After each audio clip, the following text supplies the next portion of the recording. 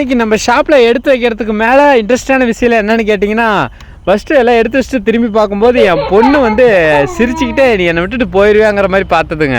அது இல்லாமல் அந்த திட்டு என்னென்ன கீழே வந்தால் விழுந்துருங்க. அதனால் அந்த பிள்ளையை தூக்கிக்கிட்டே ஒவ்வொரு வேலையை எடுத்து வச்சுட்டு அப்புறம் என் ஒய்ஃப் வந்ததுக்கப்புறம் பாப்பாவை கையில் கொடுத்துட்டு அப்புறமா ஷாப்புக்கு கிளம்பிட்டாங்க. அப்புறம் நம்ம ரெகுலர் ஆக்டிவிட்டியான சேலஞ்ச் பண்ணலான்னு சொல்லிட்டு 2 ஸ்டூடெண்ட்டுக்கு 6 பானிபூரி வச்சு கொடுத்து இதை சீக்கிரம் சாப்பிட்றவங்களுக்கு பெஸ்ட் கிஃப்ட் கிடைக்குன்னு சொல்லிட்டு 2 பேர்த்துக்கும் சொல்லிட்டு ரூல்ஸும் சொல்லிட்டாங்க. குறையாமல் சாப்பிடுங்க, ஏன்னா ரொம்ப முக்கியம் ஹெல்த் அப்படின்னு சொல்லிட்டு கேமை ஸ்டார்ட் பண்ணிட்டாங்க 1 2 3ன்னு.